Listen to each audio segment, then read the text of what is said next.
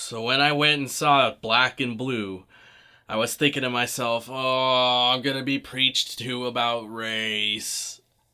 But thankfully, that didn't quite happen.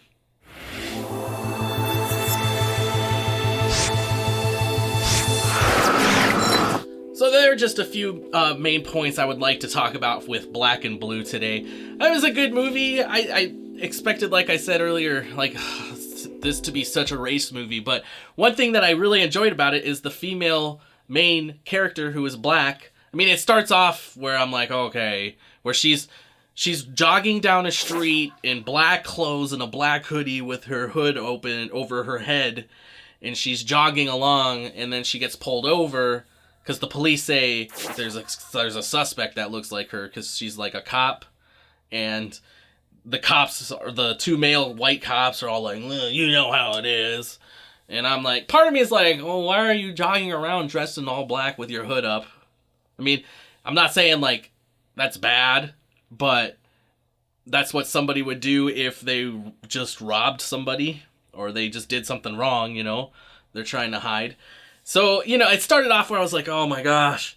But then it got better after that. It became more of a story about how we need to look at each other as individuals and not as groups. And I really believe that. Like, it's really great to hear that coming from a movie. It's really good because most people think movies are documentaries nowadays. And it's just nice to maybe that people will hear that and maybe not just assume that because of this, there are people in this area of town that every single person there is there because they want to be there and they want to be a certain way.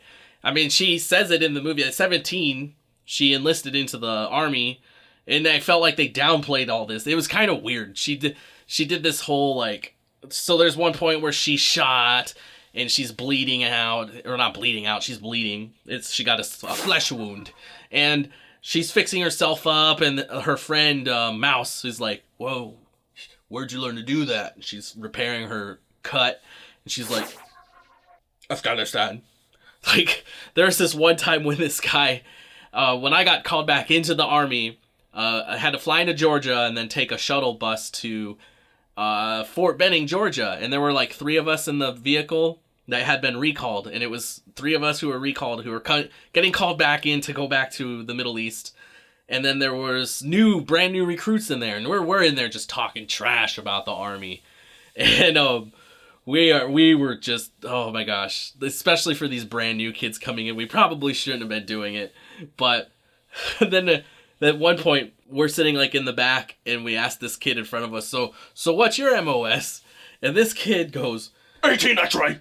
It was so funny. He was super proud of something he hasn't even experienced yet. So, and it was just like, we don't know what she did. She probably was military police. That's my best. I don't think they said in the film what she did, but for her to be in combat and to be a police officer, a lot of people get out and they go into law enforcement, but I just felt like they could have played on that military backstory a little bit more than just always just kind of like, it seemed like it wasn't a big deal, I guess, to me. But movies are dumb sometimes, so we're gonna talk about the dumbest moment in this movie. There's a part near the beginning of the movie where she's walking in somewhere where she's not supposed to be walking up into. They're up in this old warehouse. It's old, it's been abandoned, it's trashed, and they're up on the 2nd floor of this warehouse. It's wide open. It's a little dark in there. There's really a lot of cloud cover, but wide open. Enough light in there to see all the way through everything. She's walking through, and there are 3 bad guys, a dead guy, and 3 bad cops, a dead guy, and a drug dealer, and they're having a conversation. 2 of the bad guys are facing where she is.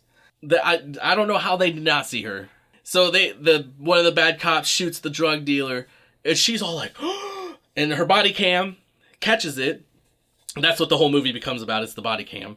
And she's just like, and she just keeps walking out into the complete open. And I'm like, girl, just stop. That's all you have to do. Just stop. And then she just kept going. I mean, yeah, that's a crazy thing to see. But if you think you're seeing something you're not supposed to see, don't lose your ambush priority. So in the army, they teach you that you want to fight 3-1. If you really want, if you can, if you have to get into a fight, try to have 3 soldiers for every 1 bad guy. Or, hey, if you got the ambush, you can ambush them. But I mean, I guess she really couldn't ambush them because she's a cop. But there were 3 guys there, and she just saw one of them just outright murder a man, execute. That's what I liked in this movie. She was like, that wasn't a killing, that was an execution. And she was just like, I don't know, her mind went blank. And I'm like, I feel like her mind would not have went blank right there. So later on in the movie, she's all like surprised, you know, like, oh my God, there's bad cops. And so her partner was originally picked to do that ride along with the cop that she was with, his Officer Brown, and he had something to do with his girlfriend or something that night. So she was like, I'll do it. Which in the military, that's the big thing. If you're single, you end up getting stuck doing so many details that the married folks don't have to do because they got families, which I found extremely unfair. At the time, I was like, oh yeah, that's cool. Go spend time with your family. But I'm like, hey, I got things I want to do too, like go see movies about cops. She finally puts it together. Oh, because her partner was originally requested by Officer Brown to go with the bad cop, with Officer Brown on this ride along. And she just doesn't realize, maybe there was a reason his name came up. And then he was pretty dirty in a way. In the I'm gonna look the other way kind of dirty. So it's not like super dirty because he's trying to protect himself and he's got his family to worry about and stuff. And it's hard to do when I could not be a cop. We'll just leave it at that.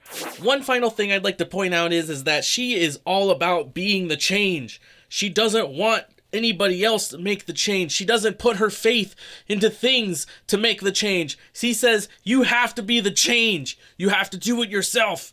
Finally, a great message from a movie.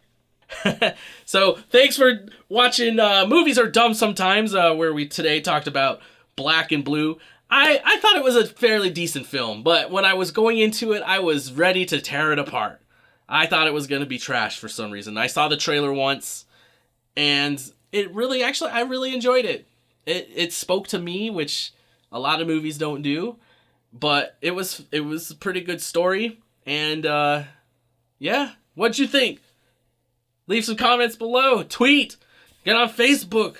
Movies Are Dumb Sometimes. Yes, I can't believe they let me do that. Go ahead and like and share, and let me know what movies you would like for me to find dumb things in next. If you did see this movie, please let me know if you were sad when Darius died. Because I shouldn't have been sad. He was a bad guy. But for some reason, I was sad. I think it was because the evil cop killed him. But let me know.